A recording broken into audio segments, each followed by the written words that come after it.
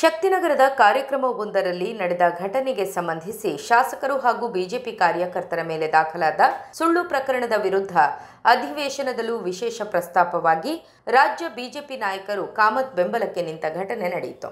BJP ಹಿರಿಯ ಶಾಸಕ ಅರವಿಂದ್ ಬೆಲ್ಲದ್ ವಿಷಯ ಪ್ರಸ್ತಾಪಿಸಿ ಶಾಸಕ ಕಾಮತ್ರವರ ಮೇಲಿನ ಸುಳ್ಳು ಪ್ರಕರಣ ದಾಖಲಾಗಿರುವುದನ್ನು ಖಂಡಿಸಿದರು. ನಾನು ಹೋಮ್ ಮಿನಿಸ್ಟರ್ ಕೆಲಸ ಮಾಡಿದ್ದೀನಿ, ತಾವು ಮಾಡಿದ್ದೀರಾ, ಎರಡನೇ ಸರಿ ಅಲ್ಲ ನೀವು.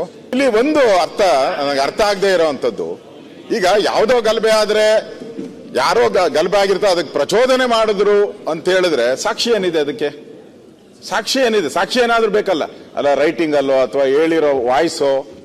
ಈ ವೇಳೆ ಮಾತನಾಡಿದ ಕಾರ್ಕಳ ಶಾಸಕ ಸುನಿಲ್ ಕುಮಾರ್, ದಿನಕ್ಕೆ 10 ಕಾರ್ಯಕ್ರಮಗಳಲ್ಲಿ ಭಾಗವಹಿಸುವ ಶಾಸಕರುಗಳ ಮೇಲೆ ಈ ರೀತಿಯಾಗಿ ಸುಳ್ಳು ಪ್ರಕರಣಗಳು ದಾಖಲಾಗುತ್ತಾ ಹೋದ್ರೆ ಇನ್ನು ಮೇಲೆ ಯಾವ ಕಾರ್ಯಕ್ರಮಕ್ಕೂ ಹೋಗಲು ಸಾಧ್ಯವಾಗದಂತಹ ಸ್ಥಿತಿ ನಿರ್ಮಾಣವಾಗಲಿದೆ ಎಂದು ಆಕ್ರೋಶ ವ್ಯಕ್ತಪಡಿಸಿದರು. ಧಾರ್ಮಿಕ ಕಾರ್ಯಕ್ರಮ ಮುಗಿಸಿ ಮರಳುವ ಸಂದರ್ಭದಲ್ಲಿ ಅಲ್ಲಿದ್ದ ಕಾಂಗ್ರೆಸ್ ಕಾರ್ಯಕರ್ತರು ನನಗೆ ಘೇರಾವು ಹಾಕಲು ಯತ್ನಿಸಿದ್ದು ಮಾತ್ರವಲ್ಲದೆ ನನ್ನ ಜೊತೆಗಿದ್ದ ಪರಿಶಿಷ್ಟ ಸಮುದಾಯದ ಬಂಧುವೊಬ್ಬನ ಮೇಲೆ ಹಲ್ಲೆ ನಡೆಸಿ ನಮ್ಮ ಮೇಲೆಯೇ ಸುಳ್ಳು ಪ್ರಕರಣ ದಾಖಲಿಸಿರುವುದನ್ನ ಯಾವುದೇ ಕಾರಣಕ್ಕೂ ಸಹಿಸಲು ಸಾಧ್ಯವಿಲ್ಲ ಎಂದು ಶಾಸಕ ಕಾಮತ್ ಸದನದಲ್ಲಿ ಹೇಳಿದರು.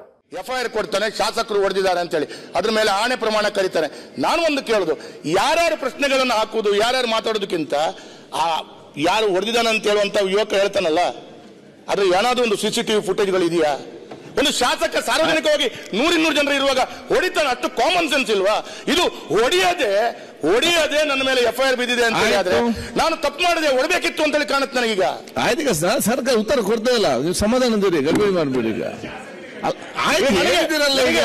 ಅರ್ಥ ಆಗ್ತದೆ ಮಾತಾಡ್ತಿದ್ದೀವಿ. 4ನೇ ಎಫ್ಐಆರ್.